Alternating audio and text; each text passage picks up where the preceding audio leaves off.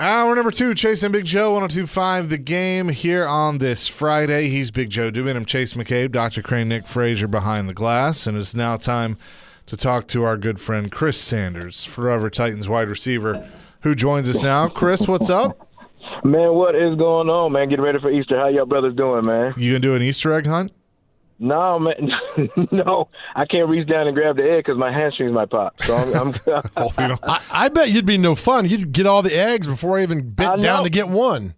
Hey, when I was 26, I could, but I'm 50. I'll be 54 this year, so it'll be a lost cause. Don't even start with us on this. Yeah, I'm 54. Do you want to, Joe? Do you want to tell him who we saw yesterday? So, Chris, yesterday we're at the Omni downtown, and I start talking to this young man, and he tells me that he has a picture of you in his office scoring a touchdown in 1995. And I was like, because I mentioned that you come on the show with us quite a bit. Yep. He is your former team doctor for the Houston Oilers in 1995, Todd Northrup. Who? Todd. Were you on that team back then? Hey, I was, but I do not remember. Todd Northrup was the team doctor. And he remembers you vividly. I remember Elrod and that was here. That was here. Todd was in Houston, and then Bud said, we're moving to Tennessee. Yeah, and Dr. Northrup said, I'm not moving to Nashville. Take care. See, I can't. That was 5, 26, 27, 28, 29, 31. That was 31. I can't remember 31 well, years ago. You were in 95. You were too worried about your hair and the parachute pants and things like that. Well, we're not sure you were on the team in 95 and 96. We're going to check into that. I was. I made the whole rookie team, man. Hey, nice to meet you. He says he sits down at his desk and he's got a bunch of pictures, and your picture's right across his desk of catching a touchdown in 1995. Isn't that picture of you? You had scored a touchdown and you're praying. Isn't that the Astrodome? Yes, that one, and then the one where Big Joe was on the sidelines at the Liberty Bowl. That's right. It's a Raiders game. Candy. I remember that one. Yeah. So I was going to tell Dr. Northrup you said hi, but I'm going to scratch that email right now. Well, he said, who? Who the hell is that? Oh, my gosh. See now, oh, my God. Now I feel bad, man, but just tell him I know him. He's a great guy. Oh, I'm not saying a word to him. I'm not getting involved in this. That's between you two, not us. Oh, my God. Oh, my goodness. I guess I'll ask a football question now. Sure, how about that? Sure. One thing that came up at the owners' meetings when Robert Saleh and everybody talked and Mike Berganzi talked was deciding to keep Calvin Ridley. And one of the things that was referenced that it was better to keep him around for Cam Ward because of the relationship that they had. Do you think that we're going to see even more improvement from Ridley in particular because of that, knowing that they kept him because Cam really wanted him? Yeah, number one, I mean, Cam, when he's on the field, I mean, he can be a threat. I know last year he struggled. I know he struggled with the Bronco game and then, couldn't stay healthy. But when you have a veteran guy like that to where a quarterback is in his second year, he's going to make your quarterback better. I know everybody gets upset because he hasn't produced like we wanted him to, but you got to understand that when you have a wide receiver that has the same eyes as your quarterback, he's going to make your quarterback better. Okay, I want the pass here. If I run a comeback, I want it in this spot. If I run the go route, I want it in this spot. If I run the curl route, I want it in this window. So he's teaching them the game. He's teaching them about coverages to make him be a great quarterback. So I think it's a great idea because now you don't have to go out and get a receiver in the first round. You can get a receiver in the second or third round to come in and compliment him if you wanted to. How much do you think the coaching change is going to affect Ridley in a positive way, both Saleh and Dable? I mean, I don't think it's going to affect him at all because this guy's been in the league. I just think that the terminology may change, with different schemes. I mean, everybody runs a hitch, everybody runs a slant, everybody runs a post, everybody runs those routes. But with the different offensive coordinator with the ball, and you got Saleh in there also, it's just going to, the terminology is going to be just a little bit different. So it's not going to affect him because he's done it so many times. He had different coaches. It's just adapted to how they want him to do it, and I think it's going to be a good fit. Our man Chris Sanders with us today at the Chase and Big Joe Show. Listen, if you're Jeremiah Love, look, you got drafted. Whoa. You're sitting there. Jeremiah Love's at number 4. He's thinking, all right, everybody's saying Titans. When you got drafted, you thought you were going to Washington, right? Yeah, I did. I thought I was going, because here's the thing is, you're thinking that a team, if they're paying attention to you, because after I did my individual workout at Ohio State, Robisky, who was the wide receiver coach with Washington at that time, he got me on the board. He talked about coverages. He was asking me questions about routes. So in my mind, I'm thinking, okay, they're going to take me in the second round. But then I get to the second round, they pick somebody else, and then we get to the third round, the 67th pick, and Houston Oilers taking me at that time / Titans.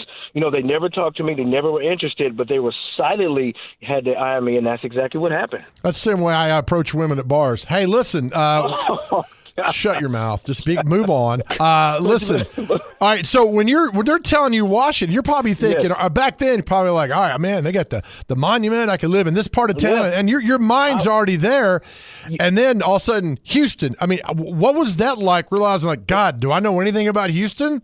No, it's funny because I didn't care if I got picked by anybody, but in my mind, you said it exactly right. Because I'm like, okay, what is this? I'm going to Washington. What is this all about? I don't know. I'm thinking that because they show so much interest on picking me, but when they didn't pick me, I was like, okay, where am I going now? But then when Houston picked me, I'm like, okay, what do I got to do? What's up with Houston? Don't really know. I mean, I knew about Love You Blue, but I didn't really know a lot about it. But once I got there, I had to adapt what I was doing. Did Floyd call you or Fisher call you? It was Jeff Fisher. Jeff Fisher called me. And then, hey, Chris, we really like your game. We want to take you. We got a lot of receivers, but hey, I love you. You want to be an Oiler? When did you talk to Floyd for the first time? I didn't talk to Floyd until I actually showed up. When I showed up, I had a chance to meet him. The first pregame show we did like 5 years ago. That was when we talked. Yeah, but I actually talked to him a little bit, but I really didn't start to build a relationship until I actually got here of really understand who Floyd was, because I was just trying to really, establish myself on a team and, earn respect of my players. So I just shook his hand, and just went on and just tried to do my job. But when we actually got here, I actually got a chance to know Floyd and his family and his son, all those things that I really, really love about Floyd. Yep. Isn't that funny how a decision like that, if you don't get drafted by Houston, you're not on the radio with us right now. Wow. Right? Man, you're not here. I know. I'm not here. I thought I was going to end up in Washington. And it's funny because everything works out like it's supposed to be, because I met two great men like Joe and Chase. I mean, I never would be able to experience that if I never would have got drafted and we moved here from the Oilers. So I think it's a great opportunity, and I thought it was a great job by even meeting you guys. I don't like Joe, but I like Chase. So would your advice be to everybody that's a potential first rounder, just let it play out? Don't see yourself here or there. Just let it play out. Okay, I'm going to tell you what's going to happen, and you can correct me if I'm wrong. Look at the first pick. Everybody in their mind is thinking they're going to take the Raiders are going to take Mendoza. Didn't they just sign Kirk? Yes. Was it Kirk Cousins Kirk Cousins for a $5 million deal?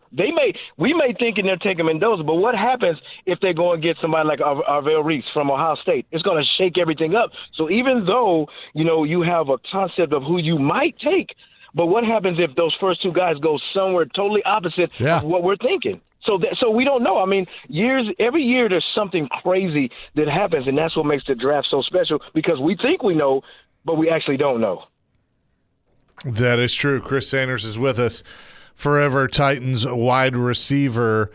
What do you think some of these – I mean, obviously it's different now, but with social media and stuff. But oh my God, at what point do you think these prospects just kind of have to start tuning it all out and just get to draft night?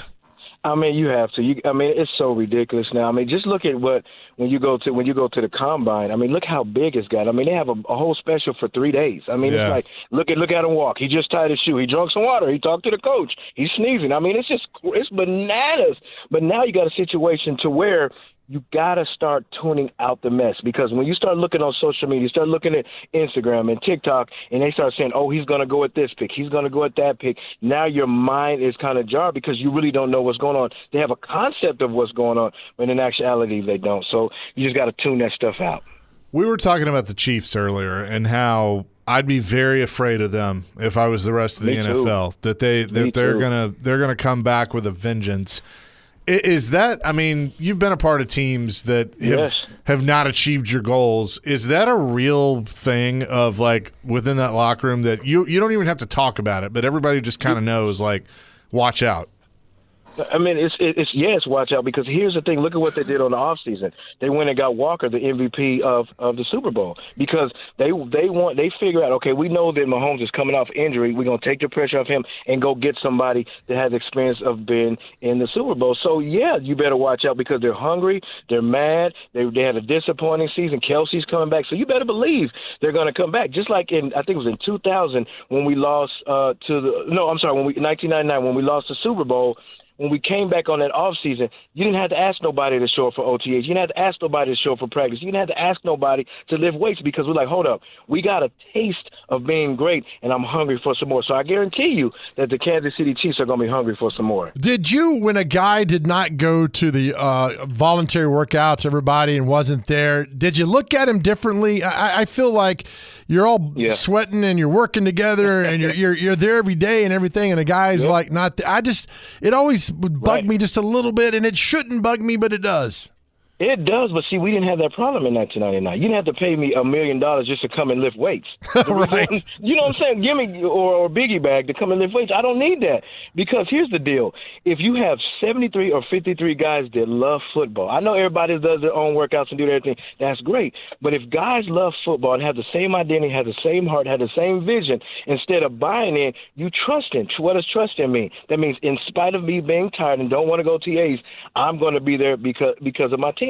Give you a perfect example with Eddie George. Eddie George had a massage person. He did his own workouts, but when it came to OTAs, when it came to practice, he was there every single day. Why? Because he loves football. Why are most football players closer with the strength coach than anybody else on the staff?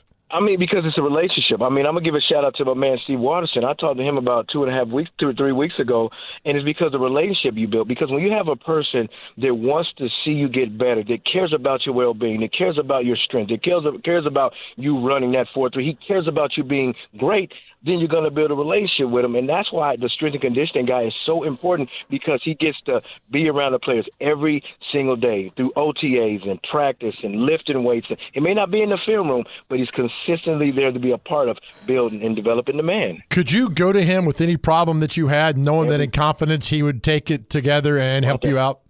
1,000%. I did it a lot of times. I mean, especially when I hurt my hamstring. Not just hurt my hamstring, but we would just sit there sometimes and just talk about life. And the reason why I love Coach Watterson is we're away from football. We're sitting on the field and we're just kind of just talking, and we're just talking about how Christ changed our lives. I mean, and we have conversations like that. It just shows you that it wasn't just about football. It's about building a relationship with somebody that you love. And I'll tell you, Watterson is not just a great strength and conditioning guy. He was just a great person who cared about every individual, from the guy who started to the guy who didn't even play. He cared about everybody in that organization. I can't believe I haven't asked you this, but what would the 54-year-old Chris Sanders tell the 1995 Chris Sanders who just got drafted by the Houston Oilers? You know what? I would tell that Chris Sanders is, don't be selfish, because I'm gonna tell you a story, and I'm just gonna be real frank. I was in 2000, the year we were playing Ravens, and we lost. And the thing about it is, when we lost, before that game, the coach asked me to change position. Instead of going into the being on the perimeter, he wanted me to go into the slot. So I got an attitude, and I had a terrible practice that week. So we get into the game, and I played terrible. So if I could talk to the younger Chris, I'd be like, man, listen, you have an opportunity to change position and help the team. But the reason why we didn't do well is because I was very, very, very selfish. And I would tell that younger Chris not to be selfish in that situation. How do you get over that? How do you forgive yourself? That's the key. Is you got to forgive yourself. You know what I'm saying? And that's the key, because it haunted me for like 2 years, because everybody blamed Del Greco, and they blamed Steve McNair. But I dropped like 2 and 3 passes that game that caused us to lose. So, it's hard, but at the end of the day, you got to look in the mirror and love and forgive that person, and that's what it is. Chris, great stuff. I always feel better after these interviews. Happy, and by the way, I laugh at your April Fool's joke as well. Enjoy Houston. Real quick, Chris. Our question today is: what's your scar story? You got scars? Yeah, I do. Can I? It was in high school. I remember this will be a quick story. We were practicing, and I was a freshman and whatever. And I was doing better than the older guys. So the head coach gathered everybody around. He said this. He said, if you think you're better than the older guys, I want you to stand up. So I stood up, and he looked at me. He said, you know what? You're the worst receiver I've ever seen. Dang. And it scarred me for 2 years that I was playing in fear and insecurity until I had to break that, until I got a coach named Don Gaywood to tell me that I was great, and I had to break that cycle. That's the reason why I coach, to tell kids to say if somebody says you can't, you can, to become everything that God's called you to be. That was one of the scars that I had. Emotional scars. That's a good one. And there's another one now with the team doctor you don't remember, but that's okay. Chris, appreciate it. Appreciate you, man. Happy Easter to you and Miss Faith. I hope you have a good one. Thank you. You too, fellas. Bye-bye. Chris Sanders, Forever Titans wide receiver, joining us on the show. I have our friend Adam in Portland has given me an idea, because his whole text chain is basically about he thinks the 90s are better than the 80s. Okay. So I want to look at this with music, movies, TV, football, sports, basketball, whatever, 80s or 90s. That's a great question. What do you think? It's a great question. 615-737-1025. There's our phone and text line driven by WilsonCountyHyundai.com. You can take it anywhere you want it. I have some thoughts. We'll discuss that coming up next. Chasing Big Joe on a Friday, 102.5 The Game. Chasing Big Joe, 102.5 The Game on this Friday. All right, that's 80s. Now, 80s. Nevada Josh does bring up a good point. He goes, it's not a fair question because it's based on when you were raised, unless you're Big Joe, which, I mean, you were the 80s, so you were around. Right. I'm the 90s. I'm in my 30s. So, but I also recognize, like, history and stuff. Rebecca says, 80s or 90s truly come down to which decade you grow up. I'm nostalgic for the 80s because that was the bulk of my formative years. Truly, I'm nostalgic for all decades. There are things that were great in all of them. It's a good point. I mean, it's exactly right. But Kevin, Nevada Josh is correct. It's where you grew up. So, but let me ask this for you, because you experienced both. If I said you got to pick 80s or 90s NBA, what are you going? 80s NBA.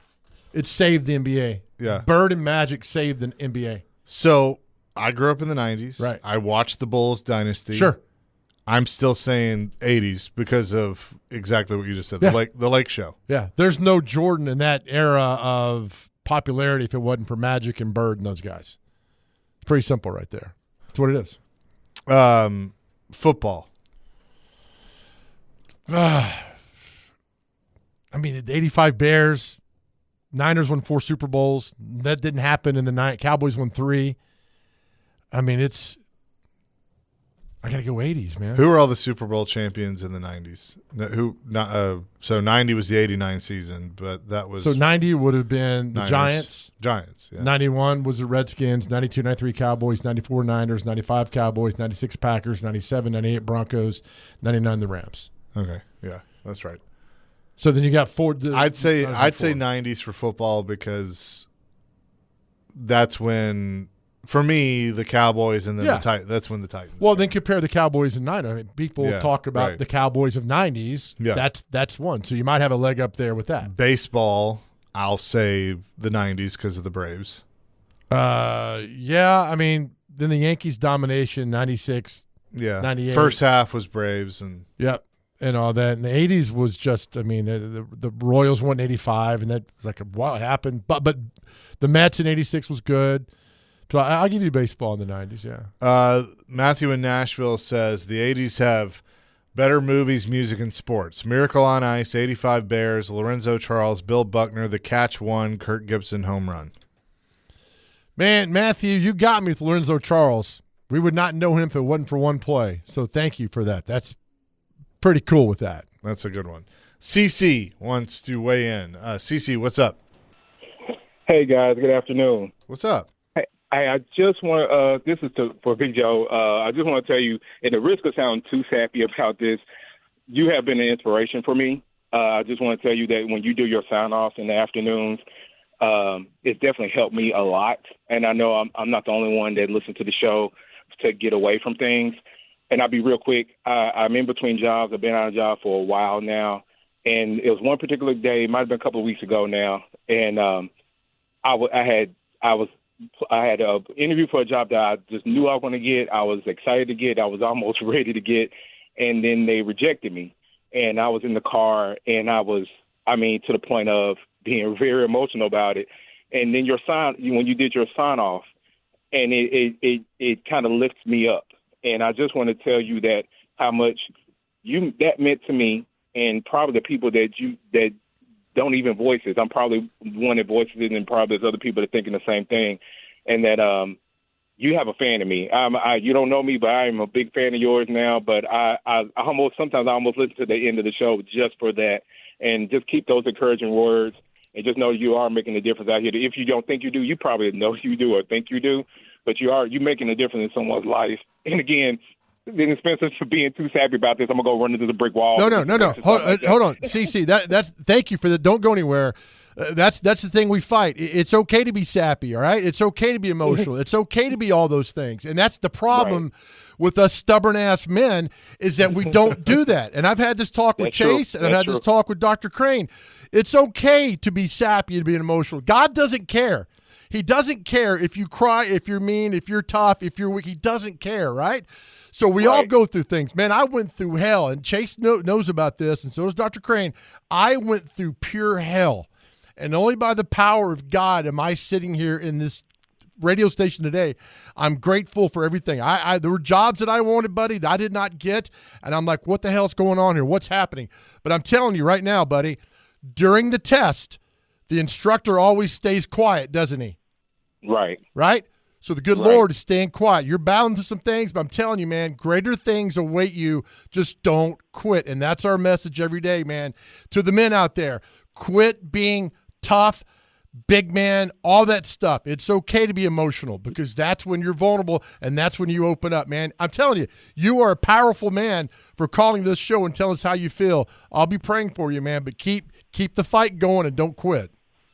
Thank you again. I so appreciate it. Y'all keep up the good work. You bet. Thank you, CC. Appreciate the call. Don't be a stranger. Listen to that. I'm reminded, we talk about the 80s and 90s. Yeah. I'm reminded of a song that came out in 1990, and it was written by Pat Alger, Larry Bastian, and Garth Brooks. Some of God's greatest gifts are unanswered prayers. Yep. And, it is. Right? And we've talked about, calls like that I love, but I know that's not why you do it, right? I don't. Yeah. I tell you, when I find out that somebody's gone to therapy or is seeking help, man, that's to me like winning Powerball. Because us men, we got to be tough and strong, but you also got to be vulnerable and open up. It's okay to open up. So, CC, God bless you, brother. I'll be praying for you, man, on this journey. Yeah, amen to that. We will have more coming here on the Chase and Big Joe show on this Friday, 102.5 The Game. Some Creed, Scott Sapp, Nashville's own, bringing us back. Chase and Big Joe, 102.5 The Game. I will say, I know you don't do it for the calls and the notoriety and stuff like that, but it is cool when people give you that because I know this has been a near and dear thing to your heart over the course of the last few years. And it's cool when somebody recognizes it and wants to tell you. So appreciate CC for calling. And JC in Goodlettsville says, CC doesn't realize yet, but God used his rejection on the job to help others just now. Appreciate the boldness to share. Oh, amen for all that. And I didn't mean to come at him tough, but that's a problem with a lot of guys. Like, oh, this is going to be sappy. And that's the mentality we got to get rid of. As I said, I know some big, bad, tough men who are now into therapy and improving their lives. And, they got families and they're grateful and they find gratitude and they go closer to God. And that's our kind of a mission and a journey we do on this show every day, and that we love to talk sports, love to have fun. But at the end of the day, man, we need you here. Our world's a better place because you are here. By the way, that Creed song, that's a 90s song. That came out in 1999. Sure did. And Guns N' Roses is an 80s band. They are. So letting people out there know. Appetite for Destruction was 1987. That's right. One of the greatest rock albums of all time. It might be the greatest rock album. I don't want to get into it today. Look at the songs on that album. It's the whole. So I was mowing the grass the other day, and I was like, I need upbeat music when I do that. And yes, it was a push more before you make a joke. I know. I saw it in your eyes. I could see it. I could see the wheels turning, and you were about to be like, "Oh, you're riding around," and you're. Yeah, I was about to. Is that your Trump voice? You're riding around. Yeah, he was riding around in his lawnmower. I love Tennessee. But I was like, you know what? I want like some old school metal. And yeah. So I put that on, and it was a lot of Guns N' Roses. There was some Megadeth, Metallica, and look, most of those are 80s. Like Metallica's best stuff was in the 80s. Yeah, it was. Well, I mean, the Black Album was 90, but right. but like before everything, Injustice for All, I think was. I can't remember if that was right after or right before, but Kill 'Em All, that was the 80s. That's right. Yeah, you're right. Ride the Lightning. So I mean. You know, 8586 says that song is from the 1900s. He's right. You're right about that. Justin says the farmer doesn't tell the seed how to grow. He just faithfully plants the seeds and lets God do the rest. Thank you guys for testimony and your heart, Big Joe. Well, there's also that parable of like a guy goes and says, you've got to a gardener, you got a great garden. What do you give him that makes him grow? He's like, I give him nothing. I just remove what keeps them from growing. Yeah. It's like, oh, that's good. It's really good. It's funny in doing this. You know, I've had 2 opportunities to go through the Big Joe School of Life early in my career, and like in some formative years for me when I was, you know, with you and Greg Pogue, which I don't know how I survived that both personally and career-wise, but I did. Right. You did, man. And then you come back and we do this show together, and it's like, you know, it is I mean, we have a lot of deep talks, you know, right. off the air, and you've always kind of been that for me. So, but one thing that I have learned really recently is, because you know me, I want to fix everything and be, you know, the people pleaser and everything be great and stuff. And I've kind of had to learn that, you know, the phrase, you can lead the horse to water, but you can't make him drink. That's right. And that's kind of where I'm at. So it's been fun. Let's see. Nevada Josh says, yes, best rock in the 80s, boy bands in the 90s. That should tell you a lot.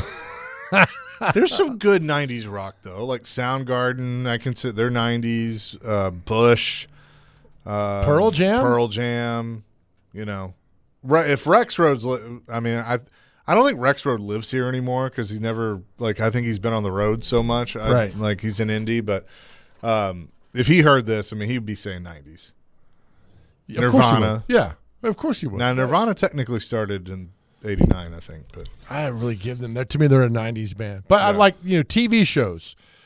I think TV shows in the last streaming has helped TV show like Breaking Bad. I mean, shows like Games of Thrones. I mean, those things in the last 10 to 12 years, I mean, TV's been fantastic that way. now this is where we're probably going to disagree. I do think 90s TV is better than 80s TV. And the 80s TV has some really good like, I love Miami Vice. Don't look at it. Magnum PI. I mean, there are some great shows, but and this could just be a generational thing. I think I lean more towards the 90s. I think you lean more towards comedies. Friends and maybe. Seinfeld. Yeah. I think that Now The helps out. Simpsons is 80s. technically. Listen, when a TV show or a 89. person can alter pop culture and fashion, Miami Vice did that, Sure. right? They did it. Friends did too. Friends did that too. Yep. So when the very few Seinfeld. shows do that, Yeah. and when they do that, you're just like, all right, there's something more here than what's going on. I will give you this. Beverly Hills 90210, love them. Every episode, love it. But didn't that start in the 80s? Started in 90. Or was it 90s? Summer of 90. I will say you make a good point because like 80s comedy were more family, like Who's the Boss, Family Matters, right? Cosby And they were Show. good. They were good. Like I'm not saying they weren't. No, you're right. But 90s comedy was a little more relatable.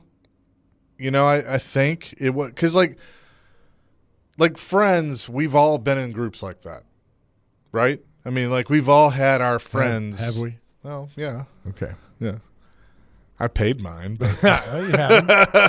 but you know, and like Seinfeld is like a show about nothing, a show about your everyday life. Like so, I think you certainly there's something to be said for that. You know, like the dramas were the big dramas of the 90s. NYPD Blue. Yeah, that's one. It's a good. I mean, Law and Order. Law and Order. Which I think that may go back to the 80s, but like what other drama? I mean, we had Matlock in the 80s, which was Dr. Crane loves that. Knots Landing in the 80s. Murder, She Wrote. By the way, Murder, She Wrote. Yeah, that's Angela a good Lansbury, right? Is about a small. There was a murder a week in that small Maine town, right? Nobody talks about the crime in that place. There's a murder every week in a small coastal town. Why the hell do we not talk more about that? I wouldn't live there. If I know there's a murder a week, there's 1,000 people in that town. That is a great. I am not moving to that coastal Maine town where I forget her character's name. Whatever. Angela Lansbury was the actress, but I'm not doing that. You know what? It just kind of hit me. I think we've kind of referenced this before, but so we joke about Dr. Crane being a 70-year-old in a 26-year-old's body. He's grandpa. He's Grandpa Simpson. Do you yell at clouds? Like he yells at whippersnappers, and I can see him like at 4:00 in the afternoon, sitting in front of his TV watching Matlock. Yeah, it is on MeTV. It is. If you have the intended channel, it's like 18.1. Do you follow that at 5 with T.J. Hooker? Oh, that's an Officer T.J. Hooker. You can do that. I'm telling you, if there is a zombie apocalypse, I'm finding a way to get to your house because I know I'll be safe because you know how to cook and cut down trees. That's true. You missed all the fun this past weekend while you were in Key West. I basically was chopping Not sure down about that, but go ahead. Well, chopped down a bunch of trees, just all the leftovers. Okay. We grabbed a log splitter from Home Depot and split about, I don't know, Got it done. 3. Oh, yeah. You have a giant stack of beautiful pine tree wood. Beautiful. Yeah. What's the other? Diagnosis Murder with Dick Van Dyke. That's a also great show. That's also one of those, when you eat dinner at 1 and you're bed by 4 shows. I'm going to this one was, I think, 80s and 90s, but we're going to play a TV theme coming back in honor of someone because I've been meaning to do this. Right? It is the worst, greatest television theme of all time, but the show is badass. It's an 80s or 90s show. I want to say it started in the 80s, but I want to hang on. It started no, it started in the 90s. It's all 90s. Okay. Yeah, early 90s. Did you ever want to grow sideburns like Luke Perry? Yes. We all did. By the way, I was in my 20s and I wanted to. By the way, talking about yesterday when we were talking about like an athlete that has famous parents. Yep. Luke Perry's son is a big-time wrestler now. And what's his name? Jungle Boy Luke Perry. Or no, Jungle Boy Jack Perry. Jack Perry, okay. Yeah. Is he any good? It's okay. It's not bad. Yeah, he's with AEW. Yeah. But, yeah, and in the face, like, he looks just like him. So. That's a polite way to say, no, he's not a big star. No. I wouldn't say he's a big star. All right. No, don't tell me what the theme is coming. I can't wait to hear this. We will do that. All right. Coming up next, Chasing Big Joe, 102.5 The Game. So good. In honor of the late Chuck Norris. It's so bad, it's good. It's really bad. But I love the show. I used to watch it every Saturday with my grandparents. Get it. His co-host was the guy who took I've got useless knowledge. When Goose died in Top Gun, the pilot that replaced Goose was Chuck Norris's Clarence Gilliard. Who was also in what famous movie? Hold on. That did come out in the 80s. Hold on. Top Gun, Clarence. Die Hard. Yep. All he was right, the nerd. yeah. He was the nerd in Die Hard. Yeah. Yep. And remember his thing in Walker, Texas Ranger was he used to play for the Cowboys. Oh, did he? I don't. Yeah. I never took the deep dive into. Really? No. Oh, it was such I a was good show. Seagal took me over in the late 80s, 90s. I was a Yeah. big Steven Seagal fan. He beat some ass. It was just great, man. I loved it. I'm not sure what he's doing now. Steven Seagal? Wearing a muumuu and walking around some town. I don't know. So I've talked about him before. Alex Harvey, who passed away, he was a songwriter, wrote Delta Dawn. He was in the movie Fire Down Below. Oh, with Steven Seagal. Terrible movie. terrible. But Mark Colley's in that movie. Who's Yeah. isn't he in Landman or one of those? Maybe. I think he's in Yeah. Landman. Thought Mark- you watched it. Tough I guy. did, but I'm like trying to remember Mark. Like him and Billy Bob Thornton are big buddies. Yeah, that's right. Yeah. He's the sheriff in Landman. I'll be damned. I didn't realize that was him.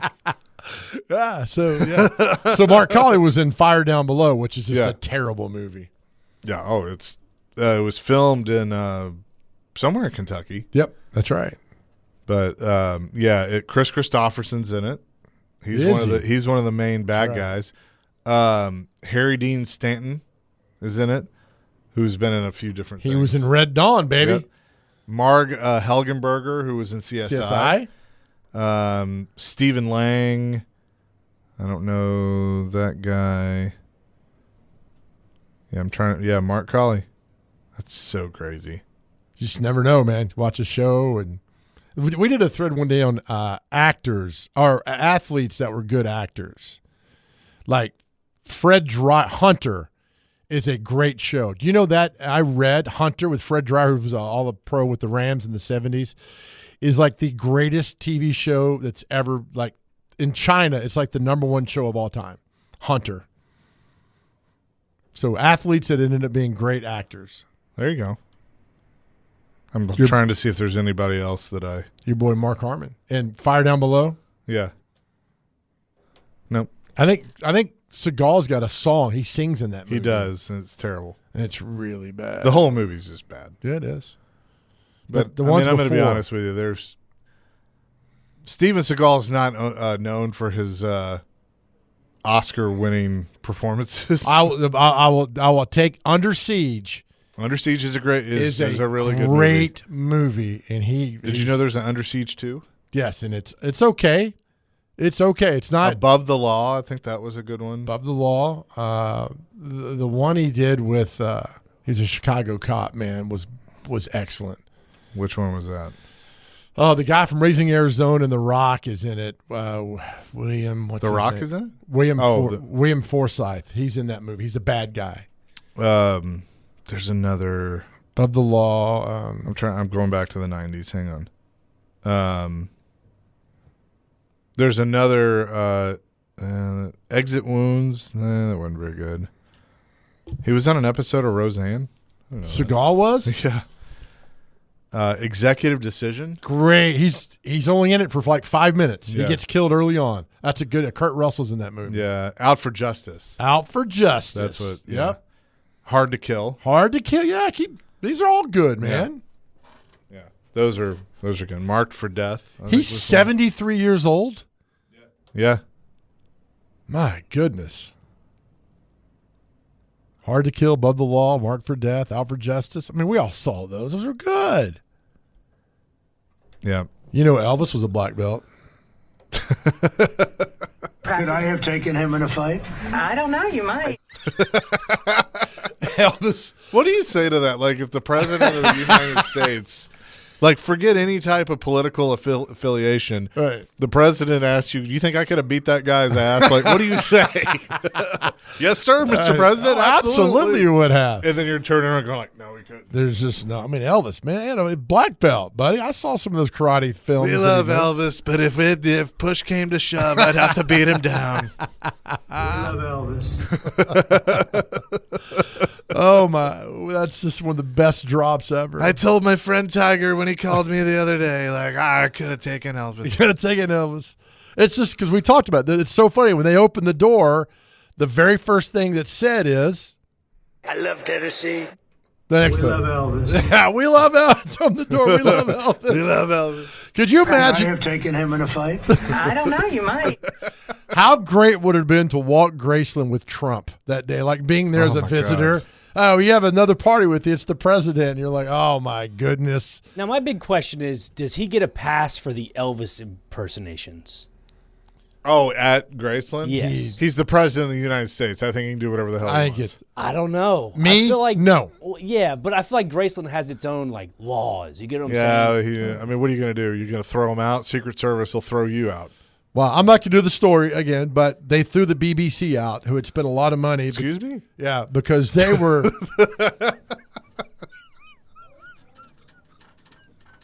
Could I have taken him in a fight? I don't know. You might. Can you just play drops? Just play Why drops. don't we till just 3? go to break? I think Probably Now's a not. good time to go to break. Bring gas. Chance and Big Joe, 102.5.